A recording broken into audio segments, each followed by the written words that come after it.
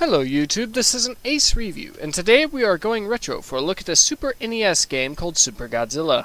This game was released in 1993, and I think after 20 years the time has finally come for it to have a proper review. The thing is that Super Godzilla is one of those games that is especially hard to classify in terms of genre. Most folks seem to misclassify it as a 2D fighting game, and as such have rated it compared to the standards set forth by titles like Mortal Kombat and Super Street Fighter. Even Wikipedia seems confused on this notion. I, however, take a different look at this title, and in my opinion it fits better into the JRPG genre, albeit a shallow JRPG, and allow me to explain why with my review. The story itself is about aliens landing on Earth using monsters to cause havoc and the humans using Godzilla to fight back. If this sounds familiar, then you may have seen one of about half a dozen Godzilla films, including but not limited to Godzilla vs. Monster Zero, Destroy All Monsters, Godzilla vs. Gigan, Godzilla vs. Mechagodzilla, Terror of Mechagodzilla, and Godzilla Final Wars, to name a few. Clearly, the story isn't exactly a unique strength here, but this is Godzilla. Any fan west of the Ural Mountains will tell you that the story isn't exactly the main attraction to these movies. So, on to the gameplay.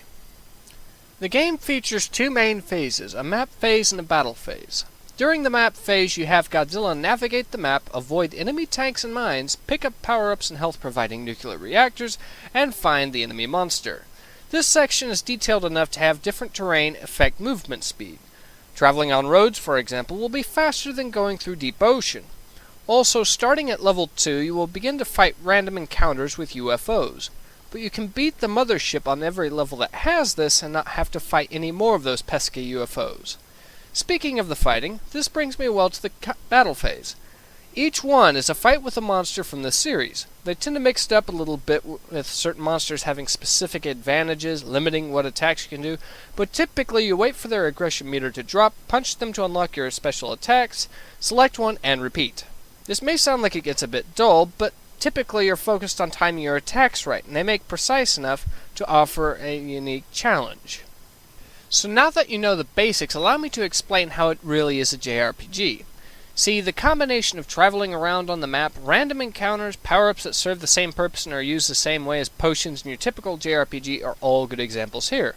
Later on, though, Godzilla even levels up and gains health, and then later on, he becomes Super Godzilla with improved stats and abilities. On the surface, the biggest diversion from the JRPG formula is the lack of true turn-based combat. Instead, they opted for a game of timing. So when you think about this title, don't call it a fighting game. Instead, call it a JRPG. It may be a light JRPG, but it most certainly is one nevertheless. So how does the game manage as a JRPG? Well, the title does have a few things that will alienate a typical fan, unfortunately.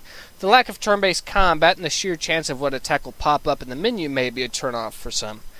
Granted, you can try to hope for a different attack, but that increases the chance the enemy will attack first. Secondly, the utter lack of grind may be a turn-off for people who like grind in their games. Thirdly, if you're a Godzilla fan, then the fact that you will take damage whenever you run into a building will seem silly. I get that they do this to try to stop people from running a town that they're supposed to be defending, but still, you're playing as Godzilla. This is kind of what happens anyways, even if you're the good guy or not. Unfortunately, the biggest flaw of all, perhaps, is that the game is very, very short for a JRPG, clocking in at a few hours. Having said that, though, it is from the SNES era, and it was one of the few games that was actually designed to be beaten. I should also mention that the hardest boss in the game appears mid-game, though, and after the rest are a comparative breeze except to the very, very end. So there's an odd little difficulty curve, to say the least. Having said all that, though, I liked Super Godzilla as a kid, and I still do today. Yes, the game has a few problems. The map screen can be slow-paced for a start. Yes, the title has a few other problems also, but overall I have to agree with those who say that this is a game Godzilla fans should try at least once.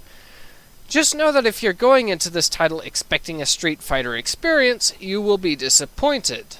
If you're a fan of JRPGs, however, and just want a simpler, fast-paced, small little game, Super Godzilla can provide.